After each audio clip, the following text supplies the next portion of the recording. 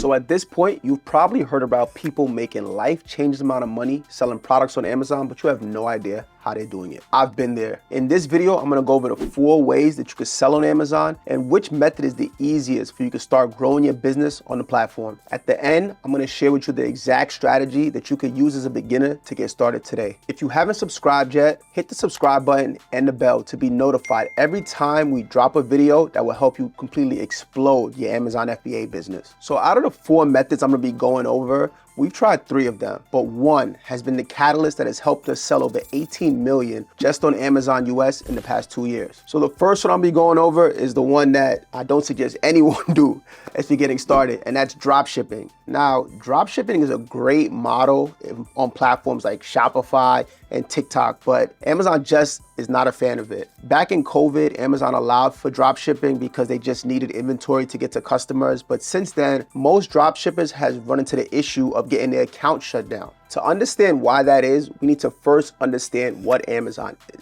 At the end of the day, Amazon is a customer-first business. They prioritize the customer experience way higher than they prioritize the seller experience. And that leaves us with 3 main reasons to why dropshipping just doesn't work. Number 1, being the quality assurance. You never touch the product as a seller, so you really don't know if the product is coming in a new condition, is it damaged, or is it actually getting to the customer in new condition? That is an issue. The next thing that we see is the authenticity. Is the product actually legit? Is it what it says it is? And you never know that because you never put your hands or eyes on it. And lastly is delivery time.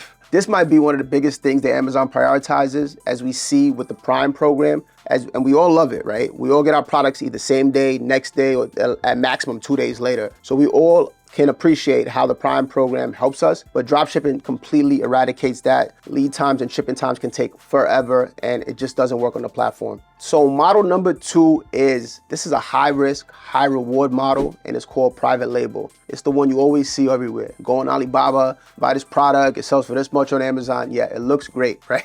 We all love it. The numbers look great, the profit looks great, we think it's gonna change our lot. But the issue that people really don't mention with private label is the ad costs that have to go into it. When you get a product, like let's just say, I have this tea right here. I'll use this for all examples actually. So I have this tea right here, and what happens is, let's say I wanna make another green tea, right? If I make even the best green tea in the world, how do you know it's the best green tea in the world? How does my neighbor know it, the next person next door? What we need to do is spend ad dollars, advertising costs, either on Amazon or on platforms like Instagram, Facebook, TikTok, Google Ads, whatever it may be, to bring eyeballs to this product. Now, even if the profit looks great, using a tool like Helium 10 or whatever you may be using, it doesn't account for how much you might actually have to put into the ad spend to get this product in front of the right eyeballs. While this model does have a lot of benefits, such as higher profit margins and the ability to exit by selling your company, I would say to save this model later in your career. I wouldn't recommend it for a beginner. This is one that you will want to get into when you have more experience in the e-commerce space and understanding the landscape, but also when you have more capital to deploy into ad spend and marketing. So the last 2 models both work extremely well for new sellers, but one of them I would say has a big benefit over the other, and I'll get into that in a bit. So model number 3 is called arbitrage. So there's 2 types of arbitrage. One is retail and the other is online arbitrage. So retail arbitrage, we've all seen it. People go into stores like Walmart, Target, Ross, Nike, whatever, and they scan the product and it pretty much shows them how much they're gonna make on Amazon. They bring the product home, they prep it, they send it out,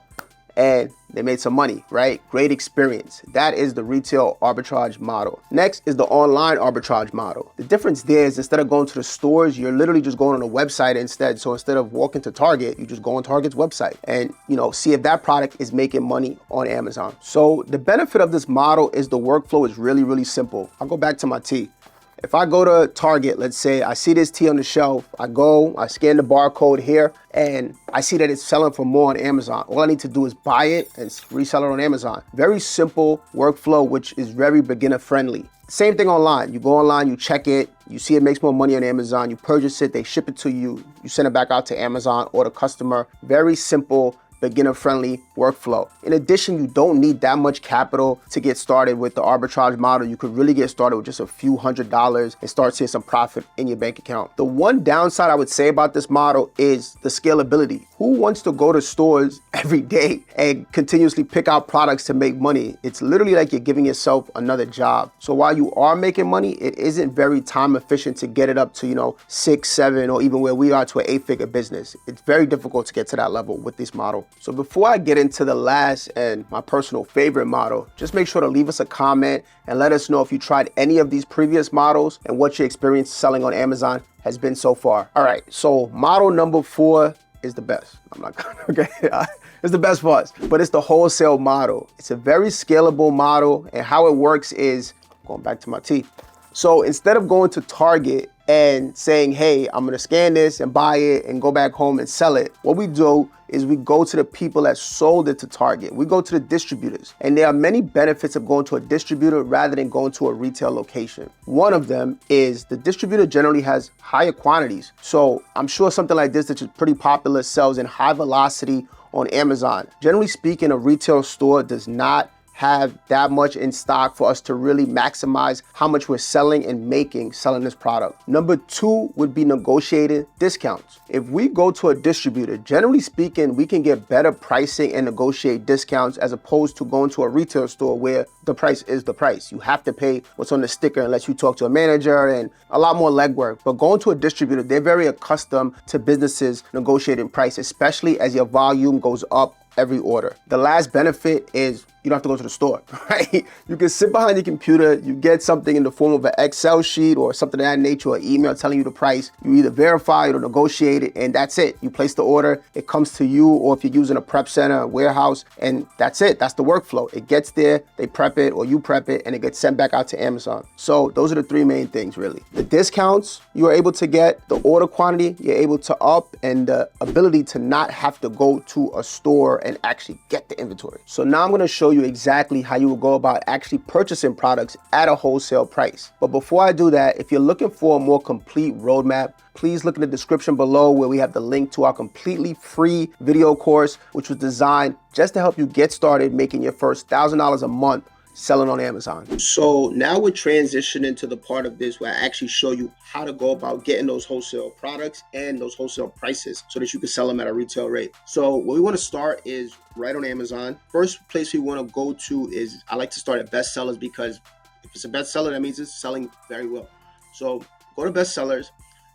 On the left-hand side here, what we see is all of the different categories.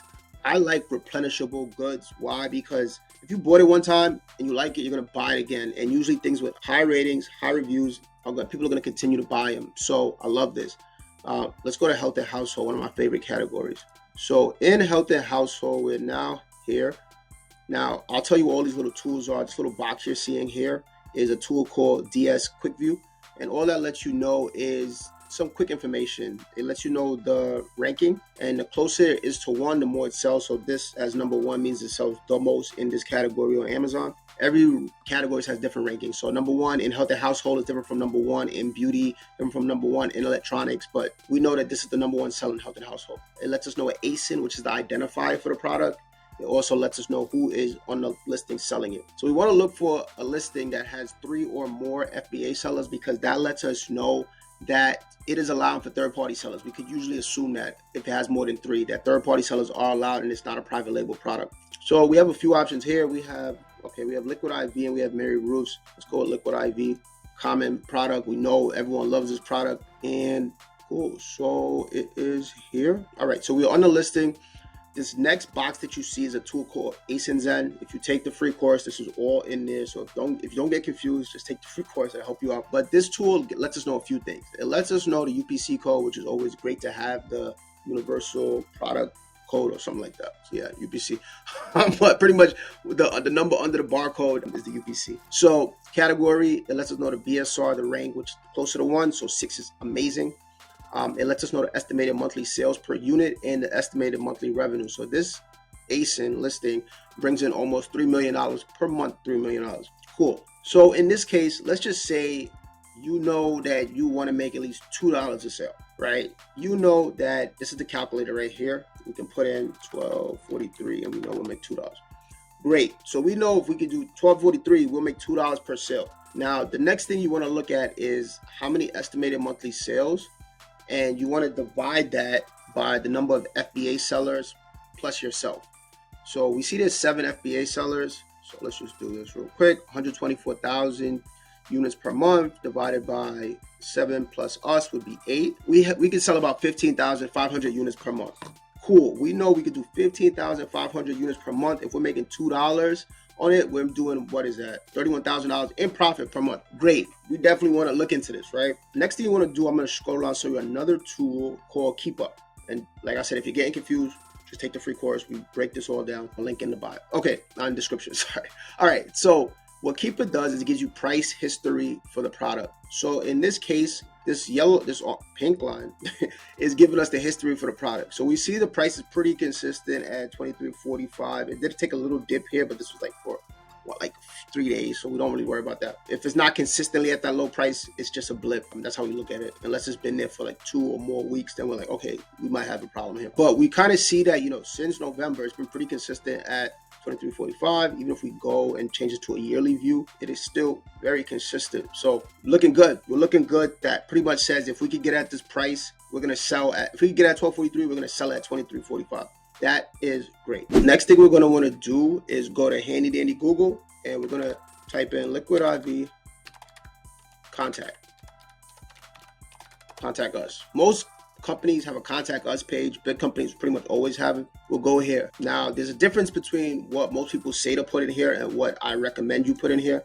And that difference is most people would go to this page and say, ask them to open an account and buy the product from them. I don't say do that. There's many reasons why I say not to do that, but the main one is you're a small-time seller, right? Only a few things can happen when you email them and ask them to open an account with them. Either A, they're going to say, no, we don't know who you are, or B, they're going to say you have to spend a whole lot of money to actually be able to purchase from them, probably way over what you intended to spend. Or C, their pricing is going to be really, really high because you're so small. So what I suggest you do is ask them for a list of their authorized distributors. So let's just put this in. I'll put my email there. Cool. Orders, and I would say hi, reaching out from whatever my business name is, and ask them for a list of their authorized distributors because you're looking to purchase, just say large wholesale volumes for your store. Don't say online store yet if they ask you, but just say for your store. What they will then do is they might not answer the first one because I'm sure they get a lot of volume, but what they will then eventually do is give you a list of all of the distributors that they have authorized to carry their products. If they don't answer via this form, I would say also email them and call them, right? This is worth it. If you can make $30,000 a month, let's just say if you could hypothetically get it at that price, is it worth sending this, calling them and email them? I think so, right? So that's what you do. You ask them for a list of their authorized distributors. The benefit of that is the distributors, the authorized ones, will have the product at a wholesale price, right? In addition, they'll probably have a lower price than going to the brand itself. Why? Because they purchase for you, me, this guy, that guy. They purchase for everybody. So they have large quantities. So they've already negotiated their discount with the brand, more than likely. So their prices will probably be cheaper than you going brand direct. And the benefit is because distributors are generally smaller, even though they order a lot of quantity, you can build that relationship and start negotiating some pretty good prices with them. So you're already going to get cheaper prices than the brand. You could then negotiate cheaper prices as you grow the relationship. But in addition, and this is what I think is the most important thing, is authorized distributors generally have a lot of brands. So if you can get an account with them and get it in motion, you don't only purchase Liquid IV from them, you can purchase all the other brands that are profitable for you. So that one account can really blow up and blossom your business. The good thing about wholesale is you do not need that many accounts to really become a 6, 7, or 8-figure business. You just need good ones. And this is how you start building that. So now you know what the easiest way to get started selling on Amazon with, and you know exactly how to go about actually starting it. If you want a more complete guide, be sure to check out that free video course with the link in the description, which will help you get to making your first $1,000 in profit per month. If you're looking for additional help, we do have a coaching program if you want to just apply and see if it's the right fit for you. The goal of that coaching program is to get you to $10,000 in net profit per month, and we're very selective on that. It's a very small group, but feel free to apply. and see if it's the right fit for you as well. Be sure to leave us a like if this video helped you at all on your Amazon journey. But if you're looking for more help, be sure to hit that subscribe button, as we'll be continuously dropping videos to help you grow and scale your Amazon FBA business.